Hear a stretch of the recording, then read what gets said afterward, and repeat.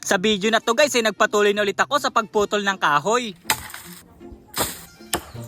Ilang araw na din na nakalipas simula nung kinuha natin yung sanga ng kahoy na malaki dito. At hanggang ngayon ay hindi pa rin to natatanggalan ng dahon. Medyo naging busy kasi ako nung nagdaang araw kaya hindi ko to naasikaso. Yung mga sangang nilagay natin sa labas ay natanggalan na nga ni nanay. Kaya ang gagawin na lang natin ay yung nasa loob ng bakod. Dahil ilang araw na nga nakalipas ay nangalagas na yung mga dahon nito. Nawala na rin yung mga nakatiran langgam dito kaya madali na lang. Medyo katanghalian na nga lang itong punta natin. Kaya sa pwesto ng kahoy ay sobrang tirik na ang araw. Pero kailangan na natin itong gawin kasi kukunat na to. Mas mahihirapan kasi tayo kapag natuyo na yung mga sanga. At ang una kong tinanggal ay yung maliliit. Bali dito na lang natin to iipunin sa may gilid. Siguro kapag sisibakin to ay doon na lang sa may ulingan. Kaya ipapahila na lang natin to sa kalabaw ng ganito. Medyo gumagaan pala ang akasya guys kapag natuyo na. Wala akong sinasayang na sanga at kahit maliit ay sinasama ko na. Maigi ring gawing pantunaw to doon sa malalaki. Para sa akin nga mas maganda pang igatong yung maliit kesa sa malaking uling. Mas mabilis kasing paapuin yun kesa doon sa malaki na kailangan pandurugin. Pero yung pinakandulo na ng sanga hindi ko na sinasama. Lambod na kasi to at paniguradong madudurog lang. Mas maganda pala maghininting ng kahoy guys kapag tuyo na yung mga dahon. Bukod sa wala na yung mga langgam ay hindi na rin to mahirap batakin. Pero yung mga sanga na hindi na pwede iniipon ko rin sa isang gilid. Dahil pinaputo lang to sa atin ay kailangan malinis din to. Nakakahiya naman sa may-ari ng lupa kung iiwanan nating may kalat. Binigyan na nga tayo ng kahoy kaya kailangan natin maging responsable. At sa puntong ito ay medyo marami na yung naiipon nating sanga. Nabubunot pa din kasing itak natin kaya yung maliliit muna yung tinatanggal ko. Para mamaya ay madali na lang buhatin yung mga malalaki. Pero hindi ako sigurado kung matatapos ko to ngayong araw. Ang mahalaga naman dito ay mabawasan na natin. Lalo na yung mga nakadagan sa saging at niyog. Yung iba kasi mga sanga guys ay dun bumagsak nung pinutol natin. Di kasi talaga maiiwasan at nasa tapat lang. Pero ayos lang yun kasi madali lang naman magpalit ng dahon yung mga ganito. Pagkatapos dun sa maliliit ay binuhat ko na yung mga malalaki. At dito ko na balak ilagay sa labas ng bakod. Medyo mahaba pa kasi to kaya para hindi tayo mahirapan sa pagpahila. Wala kasing pwedeng pagpalikuan ng kalabaw dito kasi puro tanim. Tapos yung pinakandaan ng bakod ay sobrang kipot lang. At nahirapan pa nga ako magdala dun sa isang malaking sanga. Kaya hinila ko na lang to para mailagay sa labas. Medyo naubos nga lang yung lakas natin sa pagbubuhat na yun. Kaya umupo muna ako sa gilid at nagpahinga saglit. Pagkatapos namin mag-usap ni nanay, nagpatuloy na ulit ako. At sa mga oras na to ay nag-aalangan na ako sa itak na gamit natin. Mayat maya na kasi ang pukpuk ko at nabubunot na talaga. Pero sinubukan ko pa rin naman to dun sa ibang maliliit na sanga. Yun nga lang ay sobrang luwag na talaga ng puluhan nito at baka matalsikan lang tayo. Di kasi pwedeng mahina lang yung taga natin kasi malalaki na yung natitira. Kaya napag-isip-isip ko na tumigil na muna. Tingnan nyo naman guys ang itsura ng itak na gamit natin. Pati yung sakla na parang singsing ay nabunot na din. Puro bitak na kasi ang puluhan nito dahil araw-araw nagagamit. Wala naman tayong ibang itak sa bahay kasi dala ni Papa. Kaya ang sabi ni nanay, ilalagyan daw muna niya ng epoxy. Mas matatagalan kasi tayo kung magpapalit pa ng bagong puluhan. Pero okay na rin naman yung natapos natin at halos kalahati na. Ilang pirasong malalaki na lang yung mga natira. Kaya saglit na lang to sa sunod na punta natin. Bale eto lahat yung sangang maliliit na naipon. Tapos yung mga malalaki naman ay nasa labas na. Kaya kung pagsasama-samahin to ay medyo marami na din. Kapag natapos tong lahat sa tingin ko ay hindi lang 3 sako yung makukuha natin. 2 fingers sa akin!